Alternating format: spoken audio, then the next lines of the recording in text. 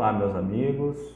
No estudo de hoje do livro Pão Nosso, nós vamos refletir sobre o capítulo 83, onde Emmanuel traz como título Conforme o Amor.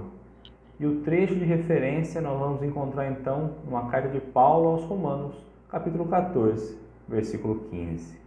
Mas, se por causa da comida se contrista teu irmão, já não andas conforme o amor. Não destruas por causa da tua comida aquele por quem Cristo morreu. E Paulo traz aqui então a importância de entendermos que respeitar as crenças, respeitar a vontade do outro, porque Jesus morreu, ou seja, trouxe o exemplo para todos. Não foi apenas para um, foi para todos. Preconceitos dogmáticos fazem vítimas em todos os tempos, e os herdeiros do cristianismo não faltaram nesse concerto de incompreensão. Então, nós encontramos aí vários preconceitos, vários dogmas difíceis de serem ultrapassados, de serem vencidos, e dentro do cristianismo, ou seja, depois que o Cristo morreu, que o movimento do cristianismo surgiu pós o Cristo, nós continuamos ainda ali com nossos dogmas, com os nossos preconceitos, e nós não aceitamos ainda a condição do outro, ainda julgamos.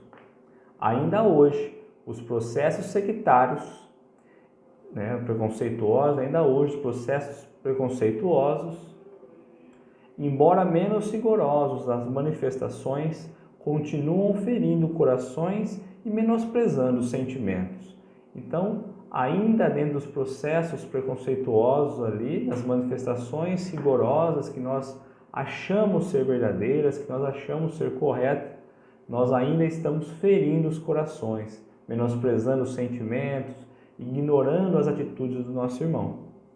Noutra época, os discípulos procedentes do judaísmo provocavam violentos atritos em face das tradições referentes às comidas impuras. Agora, não temos o problema das carnes sacrificadas no templo. Entretanto, novos formalismos religiosos substituirão os velhos motivos de polêmica e discordância.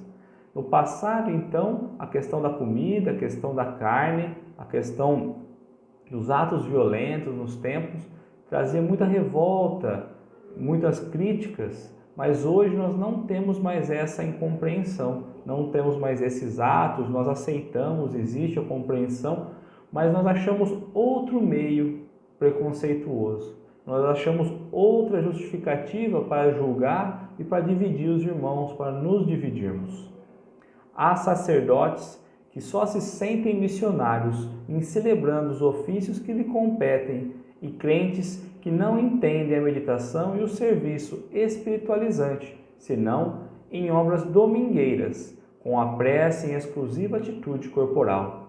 Então, às vezes, nós encontramos ali sacerdotes, nós encontramos cristãos que pensam que apenas dentro de 4 paredes, dentro de um dia específico, de uma hora específica, que se pode falar de Jesus, que se pode falar de Deus, e somente naquele momento é que nós conseguimos de fato ter a ligação com o alto, naquele local, e esquecemos que estamos a todo momento interligados com o alto, sendo amparados, sendo instruídos, mas pelo preconceito criado, às vezes pelo orgulho, precisamos dizer que apenas naquele local, fechado entre 4 paredes, é que nós conseguimos então nos espiritualizar, ter o contato com o alto, olhar para o alto, porque nós não aceitamos que o alto está em nós a todo momento. Nós preferimos viver então ali as dificuldades do dia a dia e esquecemos o alto. E domingo, quando colocou domingueiro, nós vamos então celebrar e olhar um pouco para o alto. Fica mais cômodo para nós.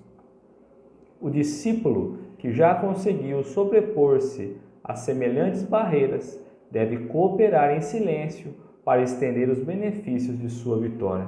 Então, aquele que já entendeu que a todo momento está em trabalho espiritual, que nós estamos aqui em negócios espirituais, estamos aqui adquirindo virtudes, que não precisamos estar em 4 paredes, que todo momento é hora de praticar a obra, de todo momento é hora de olhar para o alto, olhar para o céu, fazer o trabalho do bem, do amor, esse deve permanecer então em silêncio.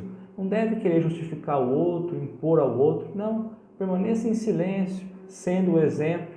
Vai se transformando. O silêncio nesse momento é o melhor remédio, é o melhor sinal de evolução.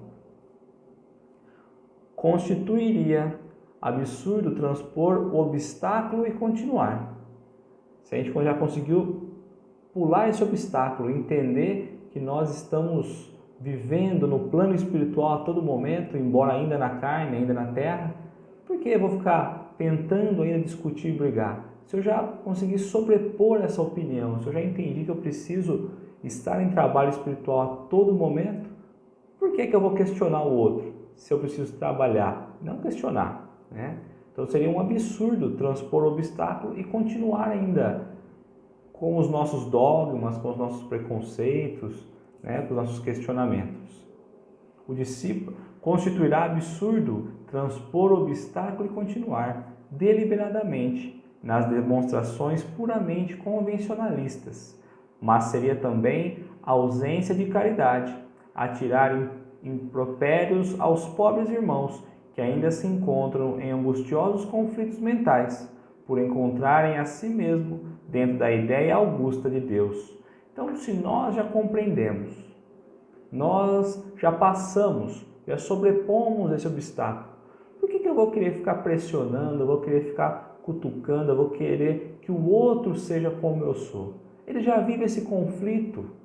Internamente, ele já acha que ele está olhando para o alto em negócio espiritual, praticando bem apenas naquele momento, em quatro paredes, precisando estar estando ali dentro de uma posição. Por que nós vamos castigá-lo mais ainda? É hora de estender a mão, sem julgamento, né? Vamos fazendo o nosso trabalho, vamos mostrando o nosso trabalho, mas sem impor ao outro, entendendo que cada um tem o seu momento. Quando reparares algum amigo prisioneiro dessas ilusões, recorda que o Mestre foi igualmente à cruz por causa dele. Situa a bondade à frente da análise e a tua observação será construtiva e santificante. Toda vez que houver compreensão no cântaro de tua alma, encontrarás infinito recurso para auxiliar, amar e servir. Então, ele traz aqui que quando nós encontramos um companheiro, encontramos um amigo que ainda vive dentro desses dogmas, vive ainda dentro do preconceito, julgando, sem que tenha essa mente aberta para a questão da construção espiritual, que possamos ali agradecer ao Mestre pela oportunidade da clareza que nos foi dada, mas que possamos lembrar que ele é nosso irmão e que Jesus também morreu por ele na cruz. Ou seja, Jesus fez o sacrifício por todos nós. Estamos aqui aprendendo juntos.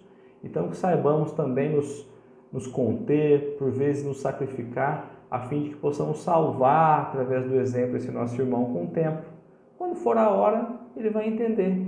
E Emmanuel coloca aqui, toda vez que nós compreendermos o outro, compreendermos a limitação, compreendermos ali o dogma do outro, nós vamos estar aprendendo a auxiliar, amando e servindo. Não é? Como é importante servir amando ou amar servindo. Mostra que nós já compreendemos a lição, mostra que nós já estamos ali absorvendo o conhecimento do alto, absorvendo a letra viva do Evangelho, do ensinamento de Jesus.